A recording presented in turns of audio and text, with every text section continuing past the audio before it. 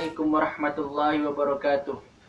Alhamdulillahirabbil alamin. Nahmaduhu wa nasta'inuhu wa nastaghfiruh.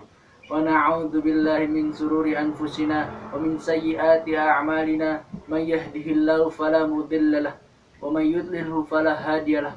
Asyhadu an la ilaha illallah wahdahu la syarika lah wa asyhadu anna Muhammadan 'abduhu wa rasuluhu la nabiyya ba'dah. Segala puji bagi Allah Subhanahu wa taala yang telah melimpahkan nikmat dan karunia-Nya, yang alhamdulillah telah memberikan kita kesempatan yang insya Allah mulia ini. Semoga Allah Subhanahu wa taala memberikan kita keselamatan, dan semoga kita yang tertimpa musibah ini, semoga Allah Subhanahu wa taala memberikan kesembuhan kepada kita. Amin ya rabbal alamin. Salawat serta salam marilah kita haturkan, marilah kita junjungkan kepada Nabi Agung, yang dimana Nabi ini berada dekat di sisi Tuhannya, yaitu Allah Subhanahu wa taala.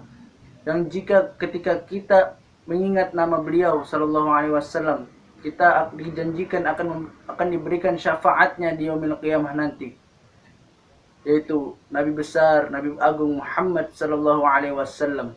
Semoga salawat dan salam selalu tercurah kepadanya hingga yaumil qiyamah nanti. Amin. Akhir-akhir ini seluruh umat di dunia berduka. Bukan hanya negara Indonesia saja, tapi hampir seluruh negara di dunia. Bukan hanya negara miskin saja, tapi negara adidaya pun merasakan dampak dari ujian dan cobaan yang telah Allah berikan ini. Bukan hanya negara muslim, tapi negara kafir yang adidaya pun terkena dari dampak ini. Bahkan ada sebagian negara yang meminta bantuan dan kewalahan menghadapi cobaan dan ujian telah Allah berikan ini. Mengapa Allah Subhanahu wa taala memberikan timpaan dan ujian yang sedahsyat ini kepada kita? Dan mengapa Allah Subhanahu wa taala memberikan ujian dan cobaan ini kepada kita semua kaum dunia, bukan hanya kepada satu kaum saja? Nah, kita lihat di dalam Al-Quran surat Al-A'raf ayat 96 yang berbunyi, walau anna ahlal qura amanu wattaqau lafatahna 'alaihim barakatim minas sama'i wal ard walakin kadzabu fa'akhadnahum bima kanu yaksibun. Yang artinya, jika sekiranya satu kaum itu beriman dan bertakwa, maka aku akan bukakan keberkahan dan rahmat yang berasal dari langit dan bumi. Jika suatu kaum itu telah beriman dan bertakwa kepada Allah Subhanahu wa taala, maka Allah Subhanahu wa taala akan menurunkan barokah dan rahmat yang turun dari langit dan bumi. Dan jika mereka berdusta kepada Allah Subhanahu wa taala, maka Allah Subhanahu wa taala akan mengambil nikmat tersebut dan menyiksa mereka, sehingga mereka mengetahui apa yang telah Allah kehendaki. Nah, dari ayat ini Allah Subhanahu wa taala telah menjelaskan bahwa jikalau kita tidak mengimplementasikan ketakwaan kita, tidak memberikan kepada Allah Subhanahu wa taala berupa ketakwaan yang hakiki, maka Allah Subhanahu wa taala akan mengambil nikmat dan keberkahan tersebut. Mungkin kita sekarang telah diambil keberkahan dan nikmat yang telah Allah berikan ini. Maka dari itu, kita sebagai orang muslim dan mukmin yang bertakwa kepada Allah Subhanahu wa taala, harusnya kita menjadikan ujian dan cobaan ini sebagai ibrah atau pelajaran bagi kita semua. Dan setelah kita jadikan ibrah atau pelajaran dari cobaan dan ujian ini, kita harusnya mengupdate dan mengupgrade iman dan Islam kita, supaya Allah Subhanahu wa taala memberikan dan mengembalikan kembali keberkahan dan kenikmatan yang telah Allah berikan kemarin. Bahkan Allah bisa menambahnya nanti. Nah, ikhwatal Islam azan ya Allah wa iyyakum. Dari penjelasan dan penjabaran yang telah saya berikan ini, maka kita sebenarnya tidak perlu ragu-ragu dalam menyikapi ujian dan cobaan yang telah Allah berikan ini.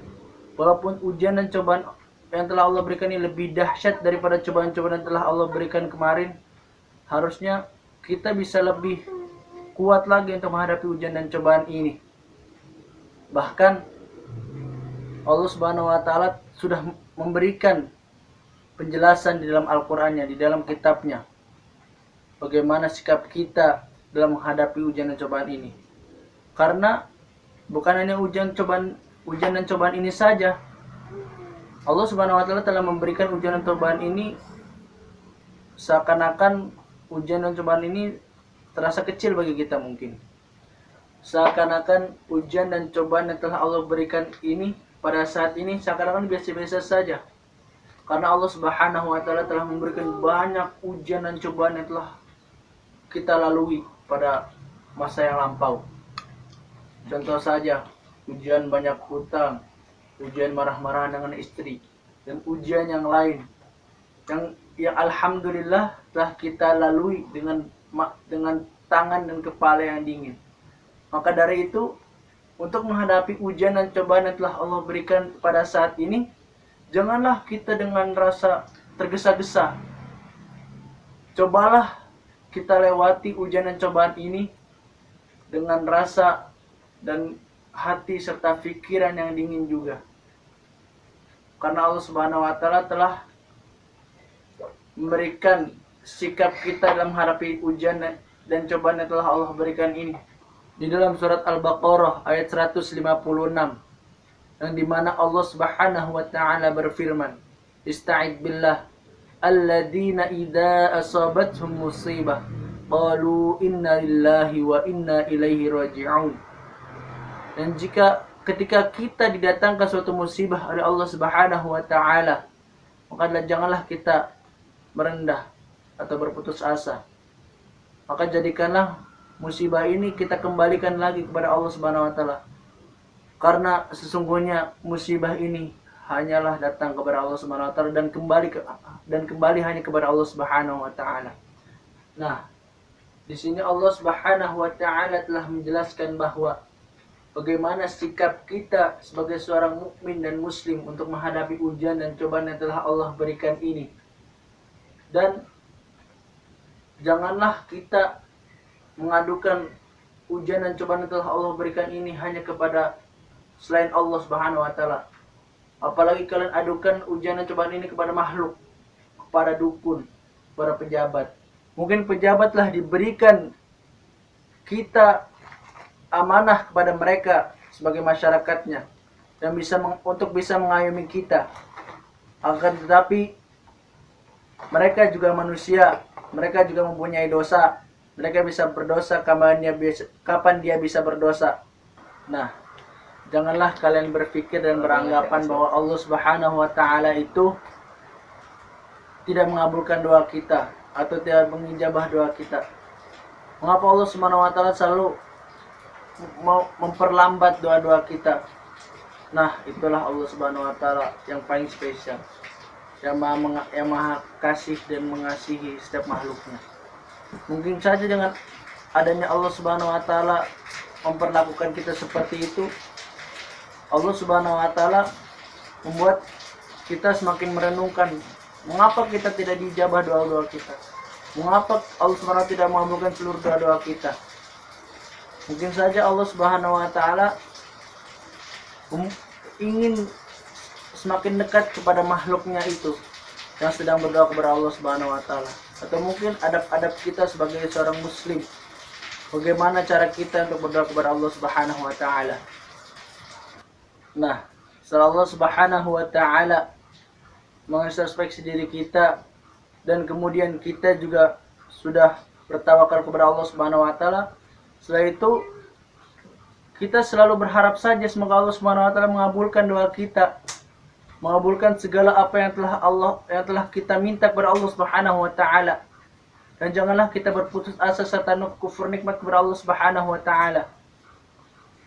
Kemudian dijelaskan juga dalam surat Al-Baqarah ayat 186 yang berbunyi, "Wa idza sa'alaka 'ibadi 'anni fa inni qarib ujibu da'watad da'i idza da'ani falyastajibu li wal yu'minu bi la'allahum yarshudun." Yang artinya, ya Muhammad, jika kaummu bertanya tentangku, tentang keberadaanku, maka katakanlah kepada mereka, sesungguhnya aku itu dekat. Maka jika kalian berdoa kepadaku, maka pasti aku akan kabulkan. Dan percaya kepadaku agar kalian dapat berpikir. Di dalam surat Al-Baqarah sudah dijelaskan seperti itu. Nah, setelah itu, habis itu janganlah kalian terlalu berharap yang lebih ketika Allah Subhanahu wa taala mengabulkan ijabah doa kita. Boleh kita berharap supaya Allah Subhanahu wa taala dapat mengijabah doa kita, tapi janganlah berharap yang sampai berlebih.